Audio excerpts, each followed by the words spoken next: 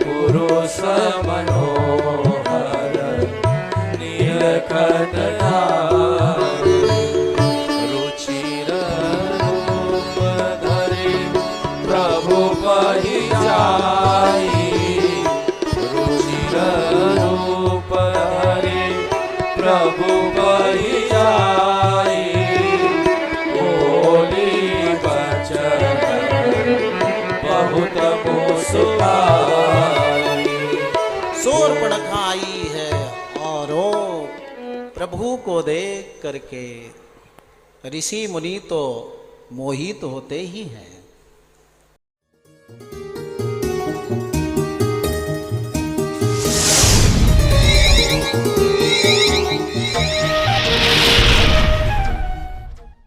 यही तो प्रभु का लोकाभिरामत्व है कि शूर्पणखा भी प्रभु को देखकर मोहित हुई। ऋषि मुनि भार्या भाव मुपागता, त्रिलोक सुंदर प्रभु राम को देख करके ऋषि लोग प्रार्थना करते हैं कि हमें भी भार्या रूप में स्वीकार करिए। तो यहां तो ये राक्षसी है। प्रभु के सुंदर रूप को देख करके राम वाल्मीकि में तो परिचय ही ऐसा विचित्र दिया उसने, अहम प्रभाव संपन्ना। परिचय पूछा पहले राम जी का। राम जी ने आदि से अंत तक अपना परिचय बताया। जहां भी राम जी परिचय बताते हैं रामायण में, महाराज दशरथ से लेकर के और इस प्रकार से हम यहां तक आए हैं। सर्वप्रथम अपने पिताजी का नाम, अयोध्या का नाम लेते हैं। तुम्हारा परिचय क्या है? तो उसने कहा हम प्रभाव संपन्ना स्वच्छंद बनचारिणी। सारा परिचय इसी में आ गया। मैं प्रभाव से संपन्न हूं, स्वच्छंद विचरण करती हूं। मालूम होगा आपको, लंकाधिप रावण है और उसकी मैं बहन हूं। मेरा नाम शूर्पणखा है। शूर्पणखा का अर्थ जानते हो? वो तो चली गई, लेकिन उस परंपरा को छोड़ गई। जिसके नाखून सूप जैसे बड़े बड़े हों उसको क्या कहते हैं? बोलो। जिसके नाखून बड़े बड़े सूप जैसे हों उसको क्या कहते हैं? शूर्पणखा कहते हैं। पता नहीं लोगों को क्या मिलता है बड़े बड़े नाखून रख करके। लग जाए तो महाराज उंगली भी कट जाए। खैर, ज्यादा कहने से लोग अन्यथा लेंगे। प्रभु राम ने सहज अपना परिचय दिया, शूर्पणखा ने दिया। वाल्मीकि जी कहते हैं कहाँ प्रभु राम सुंदर मुख वाले, कमल फूल के जैसे मुख वाले, कहाँ दुर्मुखी खराब मुख वाली, कहाँ कमल नयन प्रभु, कहाँ विचित्र नेत्र वाली शूर्पणखा, कहाँ दिव्य गुणों से संपन्न प्रभु राम और कहाँ दुर्गुणों से युक्त शूर्पणखा। कोई जोड़ी है? लेकिन शूर्पणखा झूठ भी बोली और पहले तो वार्तालाप किया कि ये सामान्य मनुष्य रूप में नारी को लेकर क्या करोगे? मैं तो अपने अनुसार रूप बनाने वाली, धन ऐश्वर्य को प्राप्त करने वाली, आप हमें साथ में रखिए।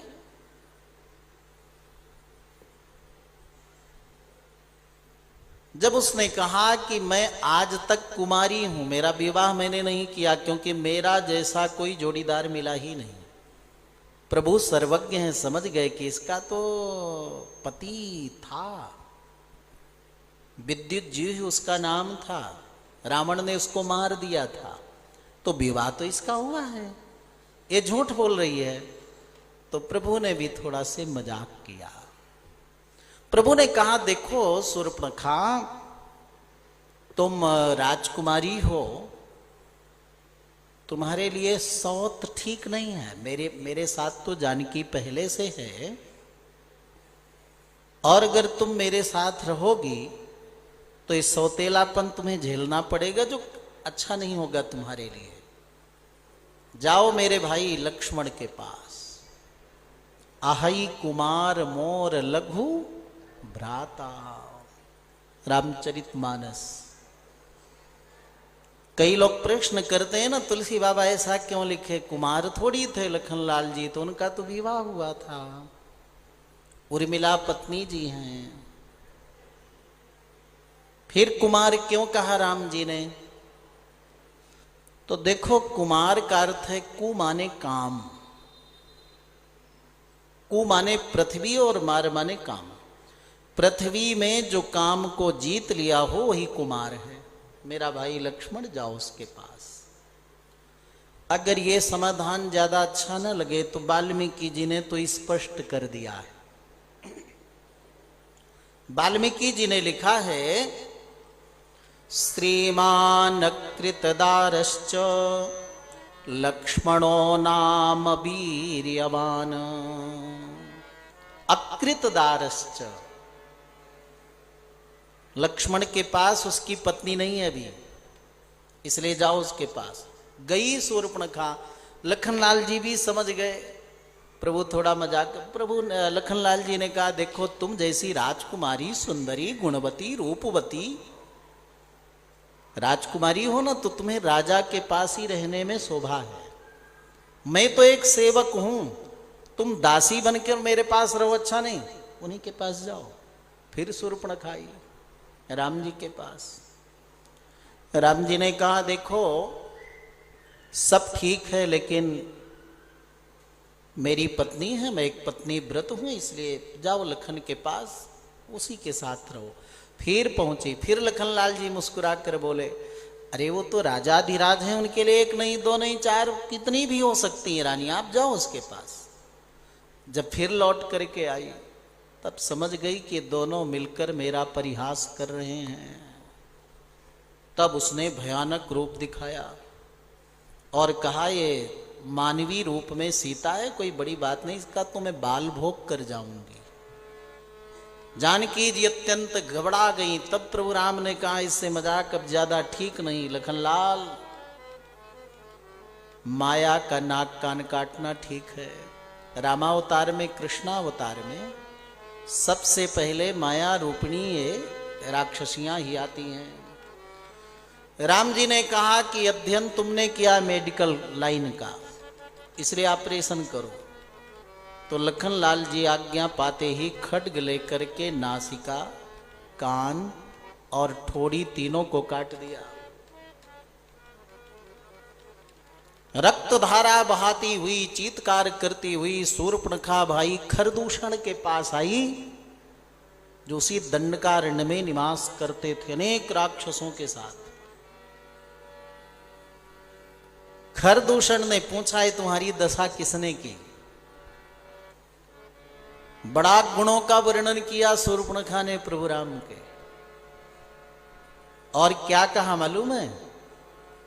बहुत दिव्य दो सुंदर पुरुष हैं और उनके साथ एक नारी है जो सर्वगुण संपन्ना है। मैंने सोचा कि उसको अगर ले आऊं, तुम्हारे पास रहे, तो तुम पूरी धरती के राजा बन सकते हो।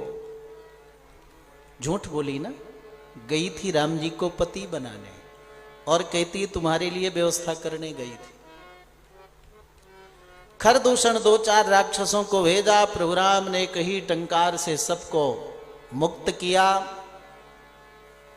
और जब खरदूषण ने देखा ये सहजता से लेना ठीक नहीं, सारे 14,000 राक्षसों को एकत्रित किया। धूल भरी आंधी चलने लगी, कर्कश आवाज होने लगे।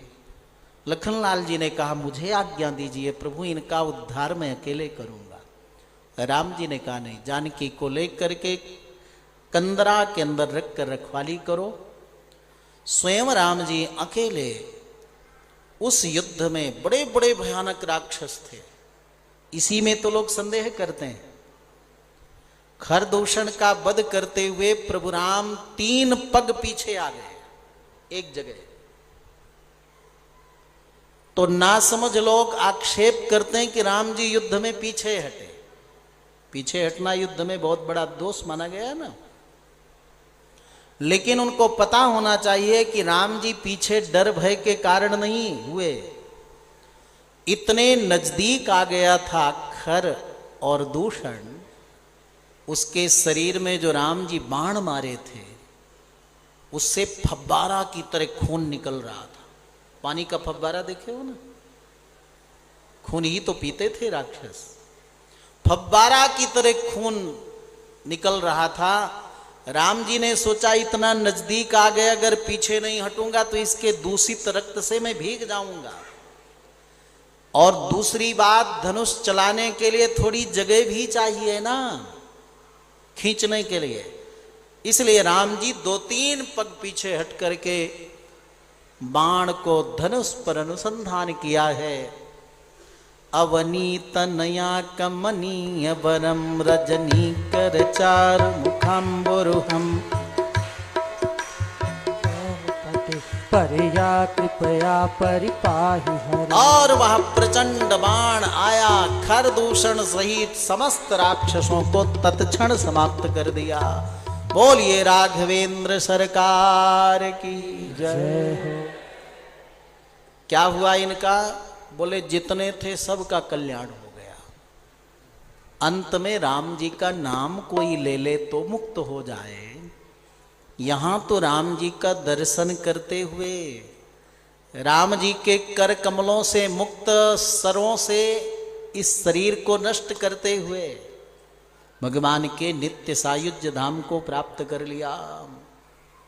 राम का नाम लेकर जो मर जाएगा, राम का नाम लेकर जो मर जाएगा, राम का नाम लेकर जो मर जाएगा, राम का नाम लेकर जो मर जाएगा। यह न पूछो कि मर कर किधर जाएगा, यह न पूछो वो मर करे किधर जाएगा। राम का नाम लेकर जो मर जाएगा, राम का नाम लेकर जो मर जाएगा। ओ अमर नाम दुनिया में कर जाएगा, वो अमर नाम दुनिया में कर जाएगा। कितना डूब कर कथा सुनना चाहिए, कुलशेखर आलवार से समझना है। कुलशेखर एक राजा थे, बाद में इतनी भक्ति हुई कि आलवार बन गए, उच्च कोटि के भक्त हुए। इतने बड़े संत भक्त थे, प्रतिदिन भगवान के मंदिर में दर्शन करने की तैयारी उनकी होती। तो उनके घर वाले सोचते कि अगर एक बार भगवान के मंदिर में चले गए तो लौट कर नहीं आएंगे। तो हर दिन जैसे पूरी तैयारी होती, निकलने लगते तो सामने कोई साधु का वेश बनाकर तिलक स्वरूप करके खड़ा कर देते। तो राजा कुलशेखर बोलते रे, आज तो कोई संत आ गए, इतने बड़े भगवत भक्त आ गए, हरि भक्त आ गए, अब तो आज यात्रा में नहीं जाएंगे, भगवान के दर्शन करने नहीं जाएंगे, आज इनकी सेवा ही करेंगे।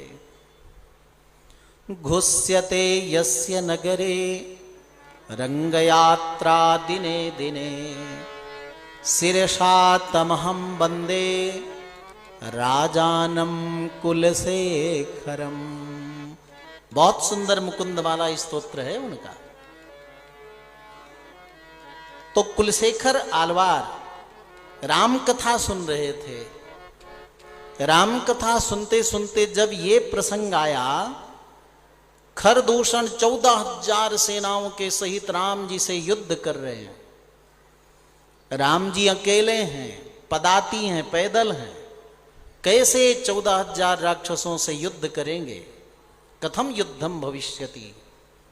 ये सुनते ही महाराज उठकर खड़े हो गए, मंत्री को आज्ञा दे दी, सेना चले, राम जी अकेले हैं युद्ध में। उधर से राक्षस 14,000 है, सारी सेना सन्नद्ध हो गई। तब कोई विद्वान व्यक्ति ने कहा, रे जाओ जल्दी कहो कि 14,000 राक्षसों को अकेले राम जी ने सबका उद्धार कर दिया। जैसे बात कही तब कुलशेखर आया, और ठीक है तब ठीक है, सेना को वापस बुलाओ, कोई जरूरत नहीं। ऐसे डूब कर कथा सुनते महापुरुष जाए। 14,000 राक्षसों का उद्धार होते ही लखनलाल जी जानकी जी को लेकर आए। जानकी जी को प्रभु राम ने कहा दिखाओ, ये सब राक्षस मरे कटे पड़े हैं। जानकी जी बहुत प्रसन्न हुई, प्रभु को अपने हृदय से लगाया।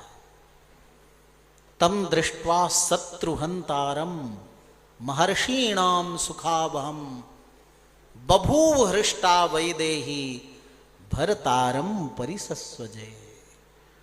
यही आपका पराक्रमी स्वरूप मैं देखना चाहती थी प्रभु, आपका वो स्वरूप मुझे अच्छा नहीं लगा, मुझे अयोध्या में रोक रहे थे इस भय के कारण कि तुम्हारी रक्षा कैसे मैं करूंगा। आप मेरी रक्षा नहीं करेंगे तो अपने आश्रितों की रक्षा कैसे करेंगे। बभूव हृष्टा, बहुत प्रसन्न हुई जानकी जी। भरतारम परिसस्वजे, प्रभु की सारी श्रांतता दूर हुई। और प्रभु राम ने कहा देखो जानकी, जो तुमने कहा था ना मेरे लिए अपशब्द का प्रयोग किया था, वो मैं नहीं हूं, अकेले इन राक्षसों का मैंने वध किया है। शूर्पणखा रोती बिलखती लंका में आई। रावण ने वो रूप देख करके पूछा, ये तुम्हें किसने विकृत किया, किसका दुस्साहस है। शूर्पणखा को सीधे कहना चाहिए कि दशरथ पुत्र राम लक्ष्मण ने मेरे नाक कान काट लिए, बस हो गया। और या कुछ एक आध दोष भी बता देती राम लक्ष्मण में। कोई व्यक्ति आपको अपशब्द कह दे तो आप उसके अंदर हजारों दोष देख लोगे कि ये बुराई है इसके अंदर। शूर्पणखा के नाक कान ठोड़ी काटने के बाद भी राम जी में एक दोष, एक दुर्गुण, एक कमी भी शूर्पणखा देख नहीं पाई। है ही नहीं तो कहां से देखेगी। यही राम जी का अभिरामत्व है। चारों तरफ से देखने के बाद प्रभु राम राम है। शत्रु भी देखे, मित्र भी देखे, ऋषि देखे, मुनि देखे, मनुष्य देखे, पशु पक्षी देखे, स्थावर जंगम कोई भी देखे, उनके अभिरामत्व में, रमणीयता में कमी नहीं है। प्रभु राम का स्वरूप कैसा है? रमणीय है। रमणीय का अर्थ क्या होता है?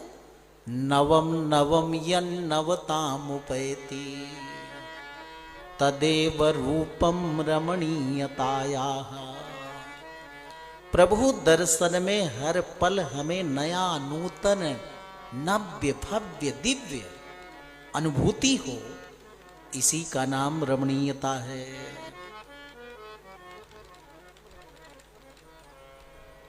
जिनके दर्शनों से कभी नेत्रों को तृप्ति न मिले, हर पल हर क्षण नित्यता, नूतनता, दिव्यता का अनुभव हो, यही भगवान के स्वरूप को रमणीयता कहते हैं।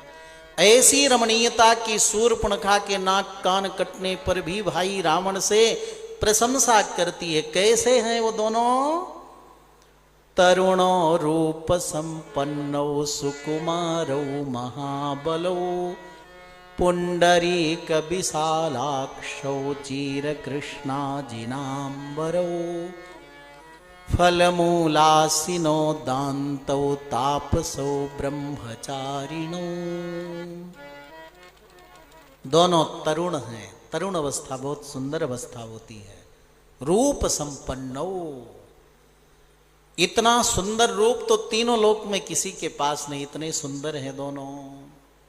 सुकुमारो, बहुत सुकुमार है, लेकिन महाबलो, बहुत बलवान भी हैं। वो परस्पर विरुद्ध गुण हैं उनमें। पुंडरीक विशालाक्षो, उनके नेत्र कमल दल जैसे सुंदर हैं। कोई अपने शत्रु का ऐसे वर्णन करेगा क्या? जिसके नाक कान कटवा लिए उन प्रभु के ऐसे गुणगान कोई करेगा? परंतु राम जी का यही अभिरामत्व है, यही अभिरामत्व है। पुंडरीक विशालाक्ष, कमल दल के समान विशाल नेत्र हैं दोनों के। चीर कृष्णा जिनाम्बरो, चीर बिना सिला कपड़ा पहने हुए हैं, वलकल धारण किए हुए हैं, मृग चर्म धारण किए हुए हैं। दांतव, दोनों अपने मन इंद्रियों को बस में रखने वाले। ब्रह्मचारिणों, दोनों ब्रह्मचारी व्रत में स्थित हैं। कंदमूल फल खाते हैं वे, चाहे वो गंधर्व हो चाहे देवता हैं। इस लोक के तो दोनों नहीं हैं। अपने को दशरथ पुत्र कहते हैं, राम लक्ष्मण नाम है। उन दोनों ने मेरे नाक कान ठोड़ी को कटाया है। सोचो, इसीलिए हमारे प्रभु अभिराम है। अभिराम, यही राम का अभिरामत्व है। शत्रु भी गुणगान करता है। रावण क्रुद्ध तो हुआ राम जी के गुणों को सुनकर। प्रभु के गुणों का, प्रभु के दिव्यता को सुनकर अगर किसी को बुरा लगे तो फिर वो राक्षस से भी गया गुजरा। आजकल लोग अनेक अनेक बातें करते रहते हैं ना राम जी के बारे में। शूर्पणखा, मारीच, खरदूषण, रावण, इन सब ने प्रभु की बड़ी प्रशंसा की है। शूर्पणखा ने रावण को बहुत फटकार लगाई, तुम बहुत बड़े मूर्ख हो, तुम्हारे 14,000 सैनिक मारे गए, खरदूषण तुम्हारा भाई मारा गया, तुम्हें सूचना तक नहीं, तुम अपने सभा में बैठ करके नृत्य वाद्य गान ये सब देख रहे हो। मंत्री, अमात्य, दूत, गुप्तचर, यही राजा के नेत्र होते हैं, कान होते हैं, हाथ पैर होते हैं। और अगर इन गुप्तचरों की बात राजा को न पता चले तो उसका राज्य शीघ्र नष्ट हो जाता है। तो बहुत बड़ा मूर्ख है तू, राजा योग्य नहीं है। ऐसे शूर्पणखा ने रावण को फटकारा। तो तू वहां गई क्यों? सुंदर नारी है, सोची कि वो जिसके पास रहेगी वो त्रिलोकी की संपदा पालेगा, इसलिए उसको मैं तेरे लिए लेने गई थी। वहां भी झूठ बोली। कोई बात नहीं, हम राक्षसों को भेज करके तीनों को जिंदा पकड़ लेते हैं। अरे बोले इस भूल में मत रहना, कुछ क्षण में ही समस्त राक्षसों का उद्धार किया। बड़े बलवान हैं, दिव्यास्त्र हैं उनके पास। तब छल के लिए मारीच के पास रावण गया। मारीच ने जब रावण से सुना कि रावण राम जी को नहीं पहचानता, तो मारीच ने कहा, हे महाराज रावण, आपको जिसने भी ये मार्ग बताया है जानकी जी के हरण का, जिसने तुम्हें बताया है कि राम मनुष्य है, बालक है, बलवान नहीं है, पिता ने घर से निकाल दिया है, वनवासी है, वन वन में भटक रहा है, ऐसा जिसने तुम्हें ज्ञान दिया है,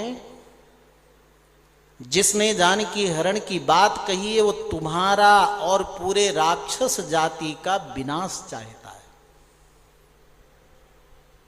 तुम्हें पता है रामायण, जब राम केवल 12 वर्ष के थे तब उन्होंने मुझे मानवास्त्र का प्रयोग करके कृपा पूर्वक यहां दूर फेंका है। तब से मैं चीर वलकल धारण करता हूं। राक्षस भी क्या बन गया था? भक्त बन गया था, राम भक्त बन गया था। मारीच कैसा था? नियताहारा, उसकी वेशभूषा ठीक हो गई, उसका आहार कंदमूल फल खाने लगा, राक्षसी वृत्ति का त्याग कर दिया। अपने आप कहता है मारीच, मैं एक चीर धारण करके कंदमूल फल खाता हुआ एकांत में निवास करता हूं, रात दिन मुझे वही राम ही दिखते हैं। जैसे एक परम परम ज्ञानी कहता है ना, सर्वम खल्लुमिदं ब्रह्म, सारा जगत ब्रह्ममय है, वैसा बन गया हो मारीच राम जी की कृपा से। क्या कहता है? वृक्षे वृक्षे च पश्यामि चीर कृष्णा जिनाम्बरम।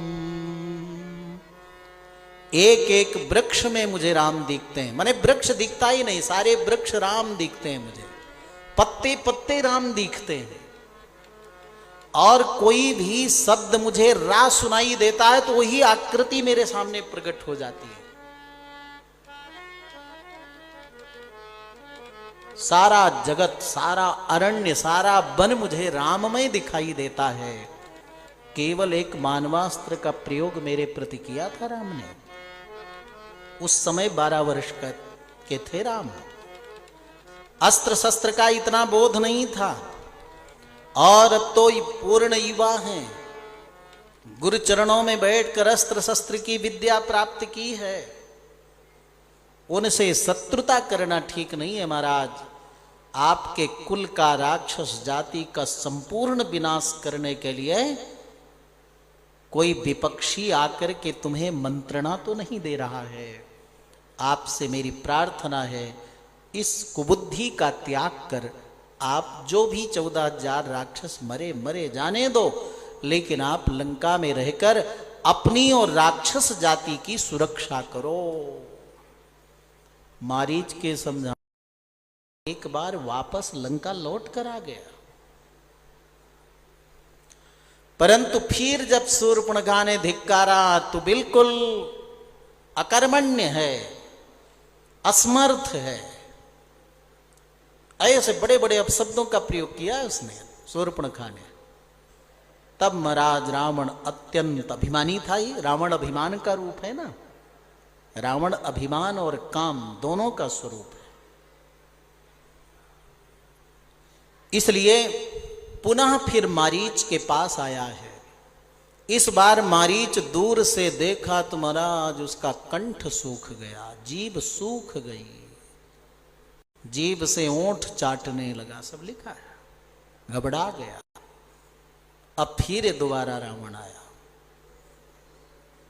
क्रुद्ध रावण को देखकर फिर समझाने का प्रयास किया मारीच ने। बड़ी सुंदर बात कही है, सबके लिए अनुकरणीय है। सुलभा पुरुषाराजन सततम प्रियवादिनः अप्रियस्य च पथ्यस्य वक्ता श्रोता च दुर्लभाः। महाराज रावण,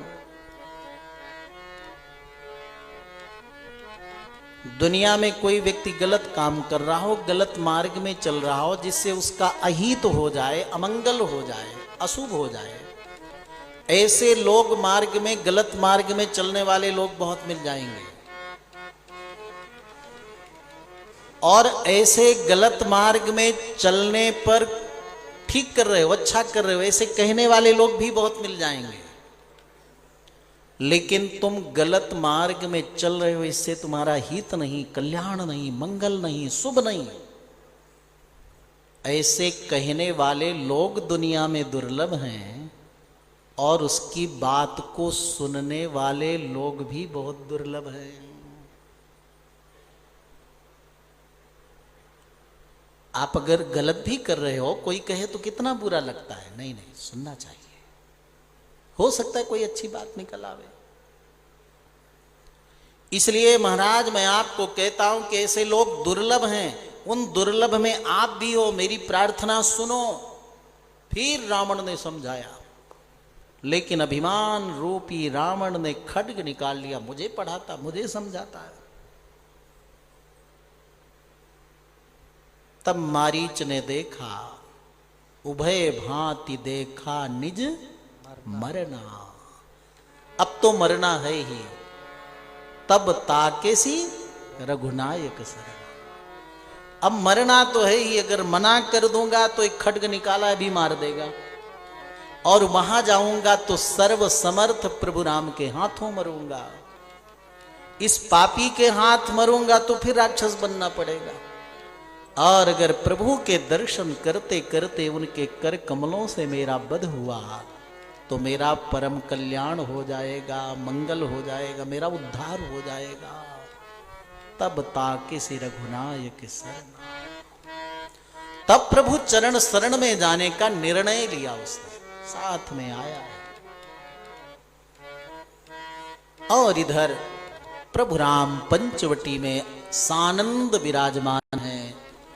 जानकी जी ने तुलसी के पुष्प के अनेक क्यारियां बनाई थी, पौधे लगाए थे, उनमें फूल पुष्प उगित हैं, हरी भरी तुलसी है, सुंदर उपवन है पर्ण कुटीर के पास में।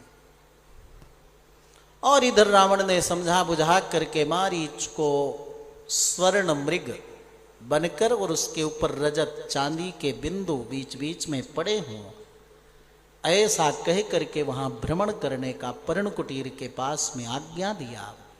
और बताया कि जब राम को तुम दूर ले जाओगे, लखन भी जाएगा, तो जानकी को लेकर के मैं लंका आ जाऊंगा, ऐसा समझाया।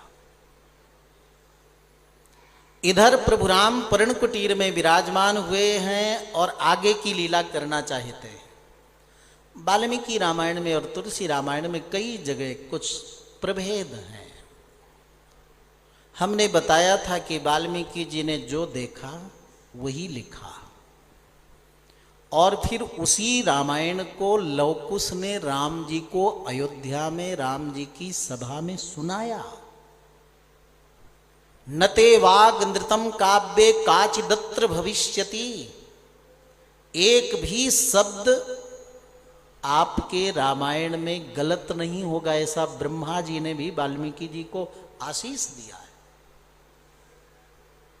इसलिए प्रमाण के रूप में भगवत पाद शंकराचार्य, भगवत पाद रामानुजाचार्य जी रामायण के श्लोकों को उद्धृत करते, जहां वेद वेदांत की का निर्णय करना होता है, तत्व निर्णय करना होता है, वहां वाल्मीकि रामायण के श्लोकों का उद्धरण करते हैं।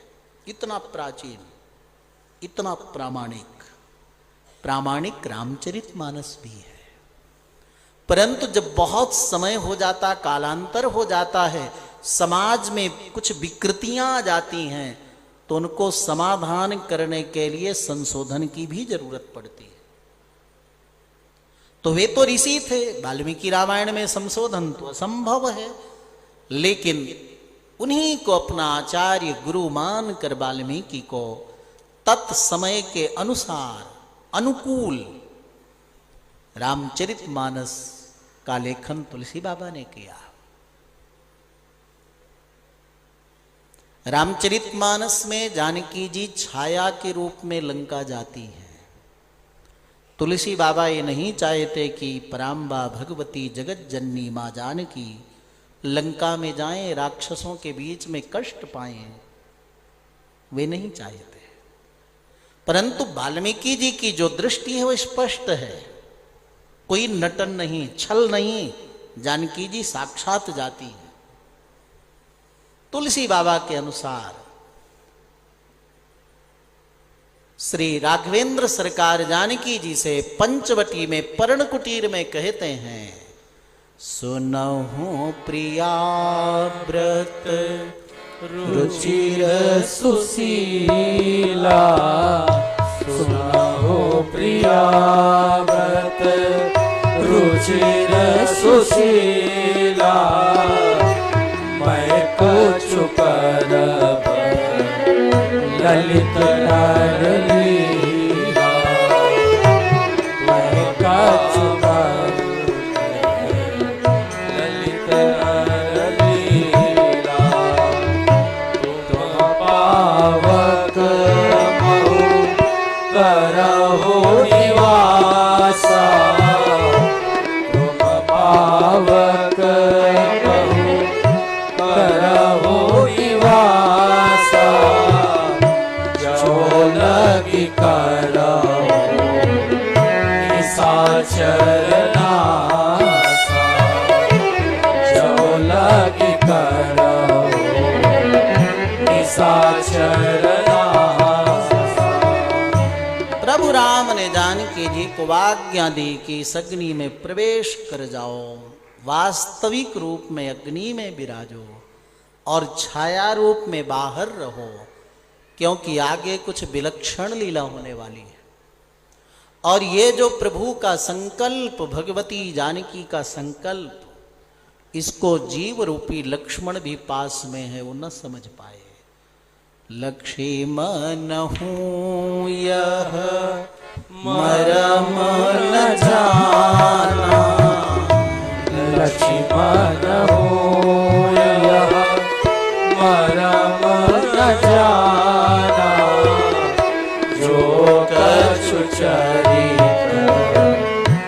रचा भगवान जो कछु चरित रचा भगवान। माया का एक अर्थ है भगवान की इच्छा। भगवान की इच्छा ही माया है। प्रभु की जो इच्छा है, या जानकी और प्रभु राम के बीच की जो बात है, समीप में जीव रूपी लक्ष्मण को कुछ पता नहीं, कहाँ पता चलता है। इसीलिए तो जीव अल्पज्ञ है, भगवान सर्वज्ञ है।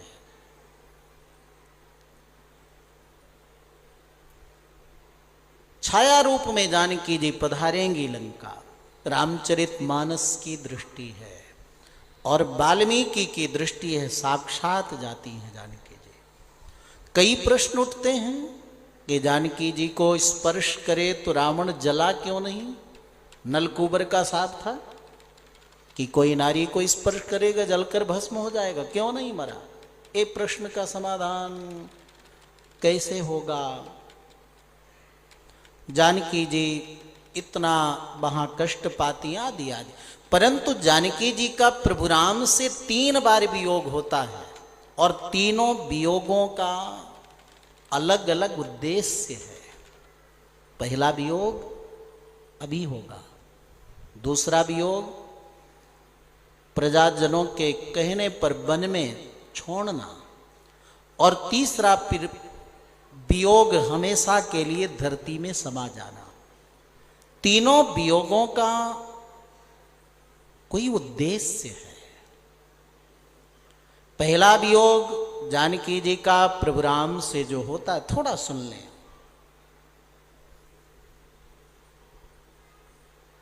उसका उद्देश्य है कि रावण जैसे राक्षस को भी समझाने के लिए जानकी जी स्वयं लंका जाती हैं। जैसे कोई कुआं हो, कीचड़ हो, गड्ढा हो, आग हो, बच्चा अगर उधर जाए ना तो मां स्वयं कूद पड़ती है, नहीं देखती कि इधर कीचड़ है, कुआं है, गड्ढा है, बच्चे को बचाने के लिए। माता च कमला देवी पिता देवो जनार्दनः, सब तो उन्हीं परम पिता परमात्मा की संतति है, उन्हीं से तो सब जीव निकले हुए। पुत्र कुपुत्र हो जाता है लेकिन मां कभी कुमाता नहीं होती। आज एक आजकल इसमें आता है ना मोबाइल में, तो आज एक पुजारी जी हमारे दिखा रहे थे कि एक अभी सच्ची घटना कोई लखनऊ की। एक कोई मिलिट्री में थे, उनके 2 पुत्र थे, अमेरिका में थे, तो माँ की मृत्यु हो गई तो बेटों को बुलाया, पहले से बुला रहे थे। तो एक बेटा आया तो पिता ने पूछा कि वो बड़ा भाई तुम्हारा क्यों नहीं आया, बड़ा बेटा क्यों नहीं आया? तो उसने कहा कि भाई ने कहा है कि माँ की मृत्यु में तुम चले जाओ और जब पिता की मृत्यु होगी तो मैं चला जाऊंगा। ये सुन करके वो आत्मा में लग गई बात, और कर्नल साहब गए और लेकर के अपने बंदूक से प्राण त्याग दिए और बोले जो मेरी संपत्ति आदि है ये सब अनाथालय में, मेरे जो मेडल वगैरह हैं सब मिलिट्री को सबको दे दिया जाए। ये हाल है कलयुग के। कहाँ जा रहा है समाज, कहाँ जा रही सोच?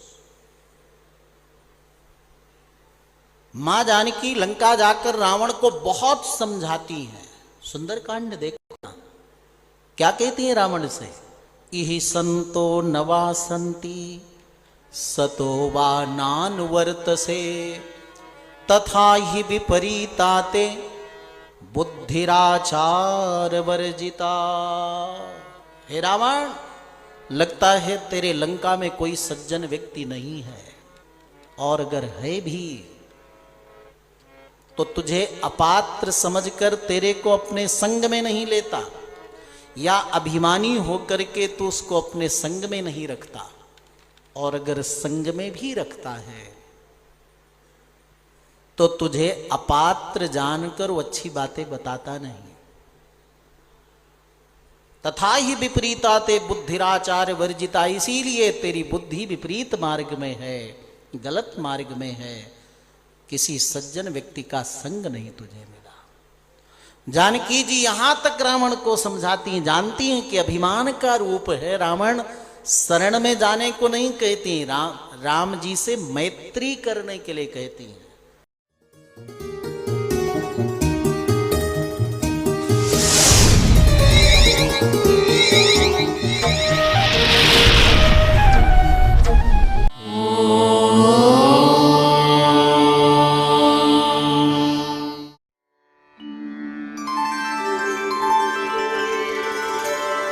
विना वेङ्कटेशं ननाथो ननाथः सदा वेङ्कटेशं स्मरामि स्मरामि। हरे वेङ्कटेश प्रसीद प्रसीद। प्रियं वेङ्कटेश प्रयच्छ प्रयच्छ।